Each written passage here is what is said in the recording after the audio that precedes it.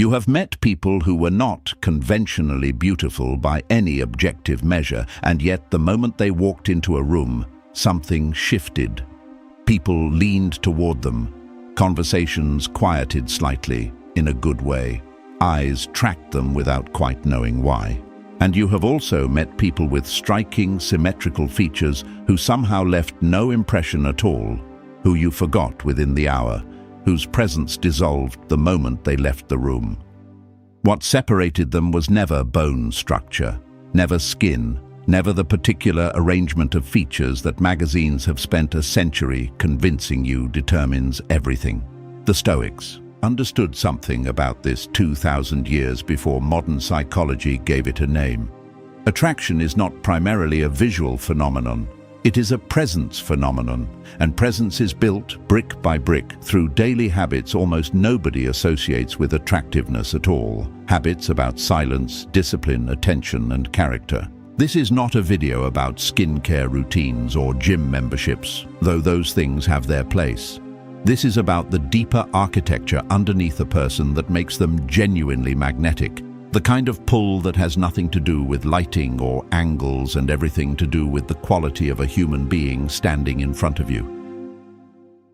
I'm going to walk you through 10 of those habits, not grooming tips.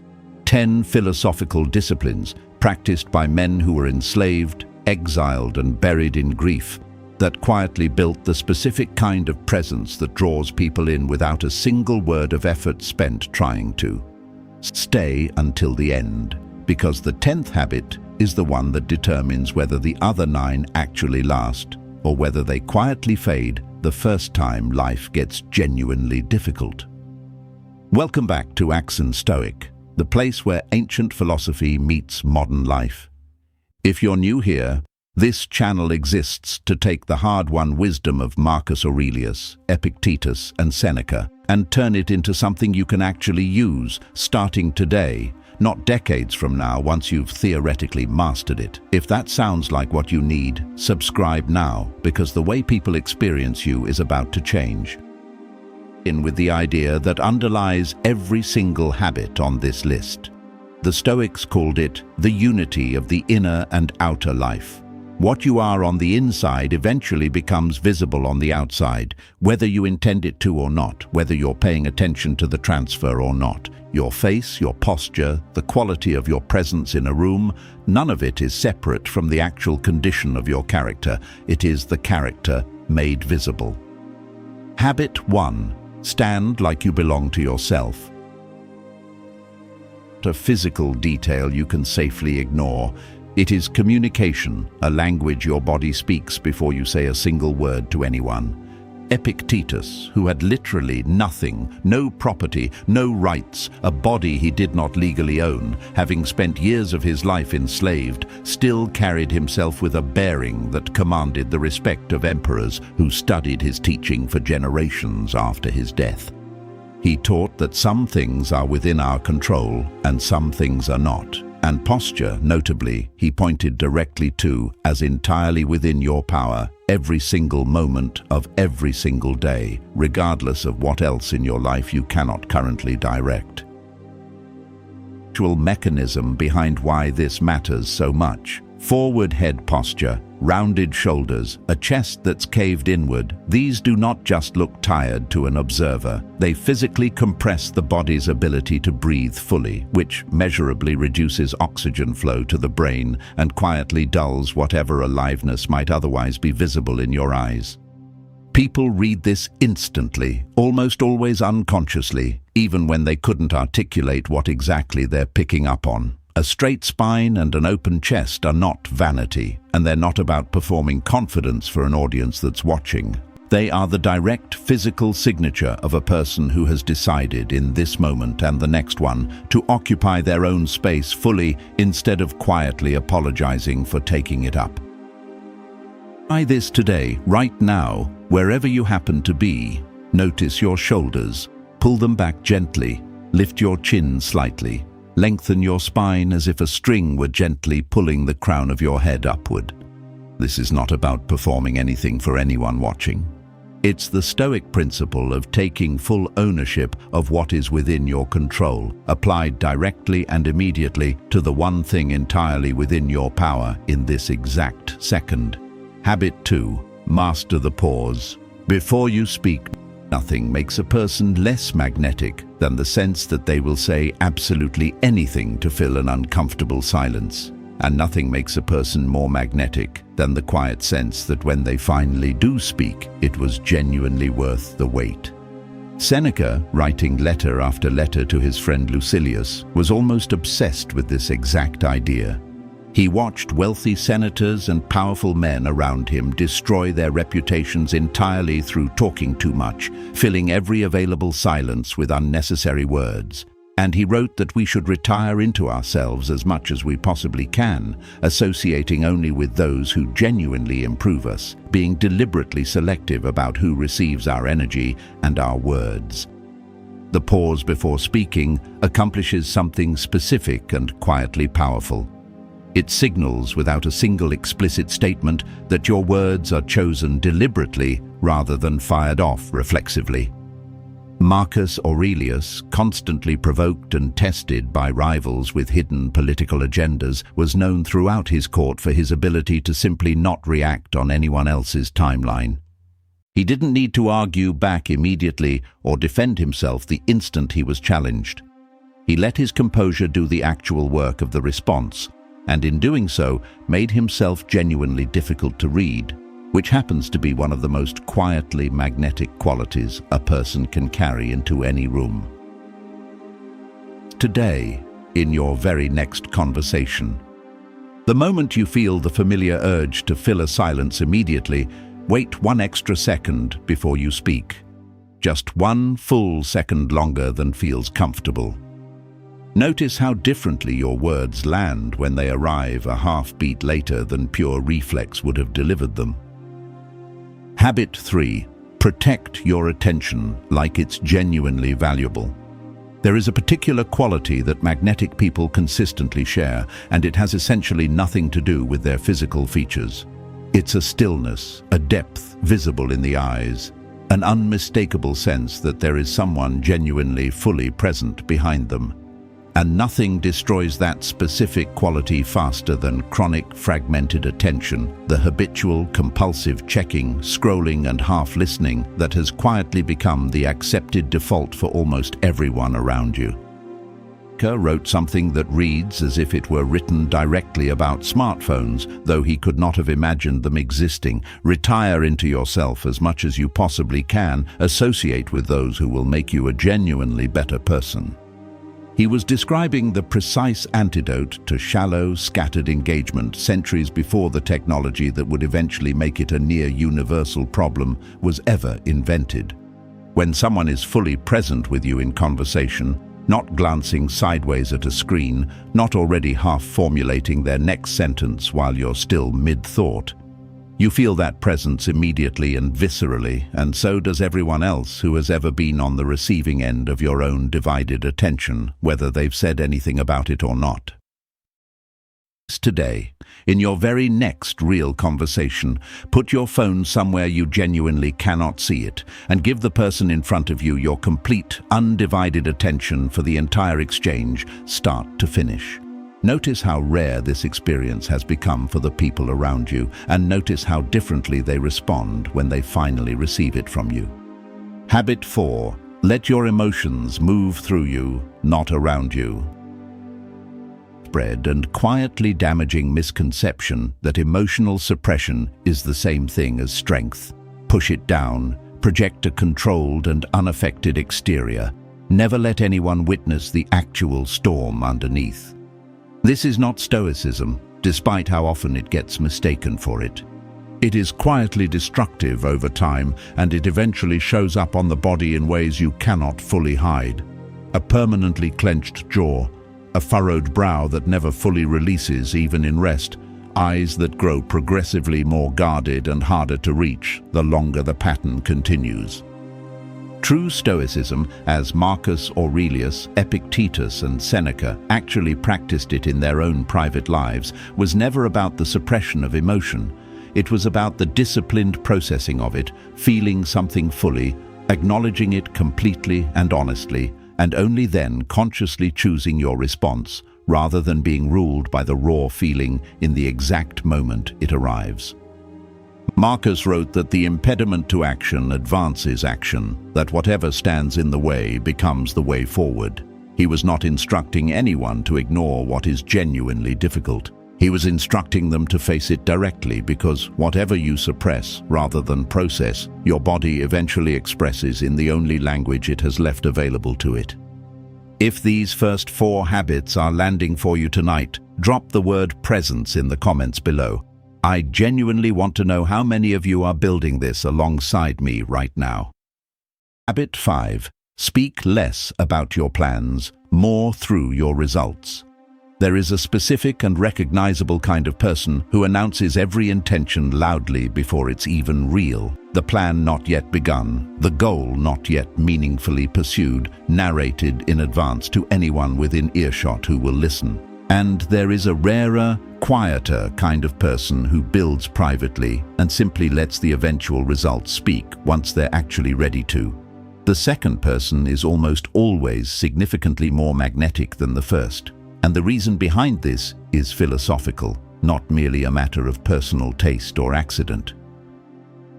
Aurelius wrote that it is not necessary to let other people know about most of what you do, even the genuinely good things you've done, believing that constantly narrating your own actions to an audience actually cheapens them over time, making your inner peace dependent on external validation rather than resting on your own clear conscience. There is something genuinely, deeply attractive about a person who does not require an audience to feel that their effort actually counts. It signals a kind of internal completeness that the habit of announcing everything in advance quietly and steadily undermines, conversation by conversation. Practice this today. Take one goal or plan you would normally share the moment it forms, and instead deliberately keep it private for now. Let the eventual result do the talking on your behalf. Notice how much more genuine weight your words carry across every other conversation once people learn through repeated experience that when you do finally choose to share something, it's already real. Habit 6. Build a body that reflects discipline, not vanity. Stoics placed real, serious importance on physical training, not because outward appearance was ever the actual point, but because they believed the body was the instrument through which the mind expressed its highest capabilities, and a genuinely neglected instrument could never perform at its full potential, regardless of how sharp the mind behind it might be. Marcus Aurelius trained as both a soldier and a wrestler throughout his life. Cato the Elder deliberately embraced physical hardship not to punish himself for its own sake, but to strengthen his underlying character through consistent, entirely unglamorous daily practice that nobody was watching or applauding. This specific habit belongs on a list about attraction at all. A body that moves through the world with genuine strength and ease communicates something before a single word is ever spoken between two people. This is someone who follows through on commitments made to themselves, even when nobody is watching and no external reward is guaranteed at the end of it. That particular quality, visible follow-through, embodied discipline built over time, reads as genuinely magnetic precisely because it is rare, and because people can sense, almost always accurately, when it's genuinely present versus merely performed for the sake of appearance alone.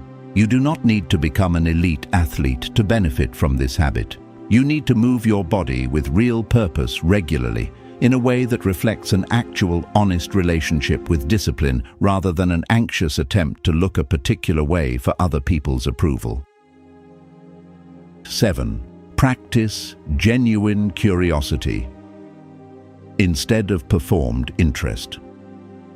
There is a difference, and people can feel it almost instantly even if they can't name it, between someone performing polite interest in a conversation and someone who is genuinely curious about the actual person standing in front of them. Marcus Aurelius wrote about deliberately training himself to view even people whose opinions frustrated him with genuine curiosity rather than immediate judgment, recognizing that the wrongdoer has a nature related to his own, and finding it genuinely worth the effort to understand what had driven someone toward such a different conclusion rather than simply dismissing them outright. It is magnetic precisely because it has become so rare. Most people listen only while quietly waiting for their own turn to speak next. A person who asks a real, specific follow-up question, who remembers a small detail you mentioned days or weeks earlier and brings it back up unprompted, who seems genuinely interested in understanding you rather than simply being understood themselves. That person leaves an impression that outlasts any single physical feature by an enormous margin. Practice this today. In your very next conversation, ask one question whose answer you genuinely don't already know, and actually listen fully to the response instead of quietly formulating your own reply while the other person is still mid-sentence. Habit 8. Let your face reflect what you've actually chosen to think your face is. In a very literal and physiological sense, a running record of your emotional history over time. Years spent cycling through resentment, envy, and habitual complaint gradually carve grooves into the actual muscles of the face that eventually become permanent, visible features. A mouth that has settled into a descended shape. A brow that never fully releases its tension, even at rest. Eyes that have slowly, quietly lost their original warmth. And years spent practicing the deliberate opposite carve an entirely different record instead, one that reads as open and alive rather than guarded and worn down. Aurelius wrote that the happiness of your life depends upon the quality of your thoughts, not upon the quality of your surrounding circumstances. This was never intended as a passive observation to nod along with. It was a daily practice. The deliberate, repeated choice of which thought gets to occupy your attention in any given moment, because every thought habitually repeated is quietly sculpting your face over months and years, whether or not you're paying any conscious attention to that slow transfer as it happens. You cannot control every circumstance that happens to you on any given day. You can control moment to moment which interpretation of that circumstance you choose to dwell inside of. That specific choice, repeated daily across years, is eventually written on your face long before you ever consciously notice the change taking place. We are past the halfway point now. Everything from here builds toward the habit that makes the previous 9 actually permanent, rather than a temporary performance that quietly fades the moment life gets genuinely difficult. If you've made it this far, drop the word discipline in the comments below. I want to know which habit is already shifting something for you tonight. Habit 9. Stop needing everyone's approval. There is nothing less magnetic than a person whose entire demeanor visibly shifts depending on exactly who happens to be in the room, agreeing instantly with whoever spoke last, laughing at jokes that genuinely weren't funny, quietly shrinking their actual opinions down to the smallest possible size to avoid even minor friction.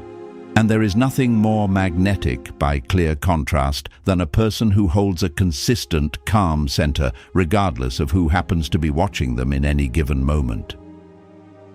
It has taught that some things are within our control, and some things categorically are not, and other people's opinions of us fall firmly and permanently into the category we do not control, regardless of how much energy we pour into chasing them anyway. He taught that we should focus entirely on what is genuinely within our own power and take the rest as it comes, without resistance. A person who has genuinely internalized this teaching does not perform differently for different audiences, because their underlying sense of self was never actually built on audience approval to begin with, and that quiet internal consistency is precisely what draws other people in, often without their being able to articulate exactly why they feel pulled toward it.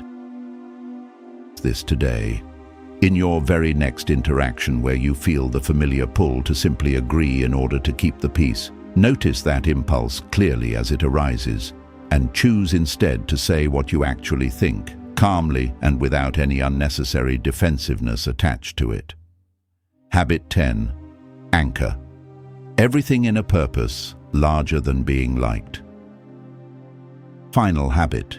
The one that ultimately determines whether the previous 9 actually last over time or whether they quietly fade the very first moment life becomes genuinely difficult.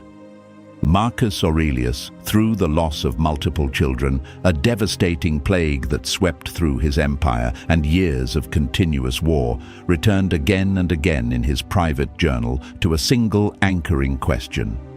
What is the most important thing I can do today in service of something larger than myself? That question was his anchor, and it is the documented reason his presence, described repeatedly by his own contemporaries, remained steady even throughout his genuinely darkest years. This is why purpose belongs at the very top of a list about attraction, of all improbable places. Every single habit before this one can technically be performed temporarily for an audience, without any real foundation actually underneath it. Good posture briefly held for a single photograph, curiosity performed convincingly for one isolated conversation, discipline maintained only until it becomes genuinely inconvenient to keep up. But a person who is genuinely oriented around something larger than simply being liked does not need to perform any of it consciously, because these habits become natural, effortless byproducts of living according to values that were never dependent on anyone else's approval in the first place. This is what actually separates lasting, durable magnetism from a merely impressive first impression that fades on closer contact. A person carrying genuine purpose radiates a quality of aliveness that has nothing whatsoever to do with symmetry, fashion, or any single isolated physical feature. It is, quite simply, the unmistakable attraction of a life being fully and deliberately lived, visible from across any room, bringing it together. 10 habits. Standing like you genuinely belong to yourself, mastering the pause before you speak, protecting your attention as something genuinely valuable, letting emotion move through you instead of building up around you, letting your results speak instead of your announcements, building a body that reflects real discipline rather than vanity, practicing genuine curiosity instead of performed interest, letting your face reflect what you've actually chosen to think, releasing the exhausting need for universal approval, and finally, anchoring everything in a purpose larger than simply being liked by everyone in the room.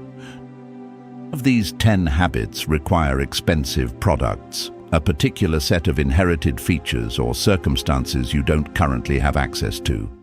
That is exactly what makes them so quietly powerful, and exactly why the Stoics who modeled them 2,000 years ago remain genuinely magnetic figures in the historical record we still study today, described by their own contemporaries in terms that had almost nothing to do with their physical appearance and everything to do with the specific quality of presence they carried into every single room they entered.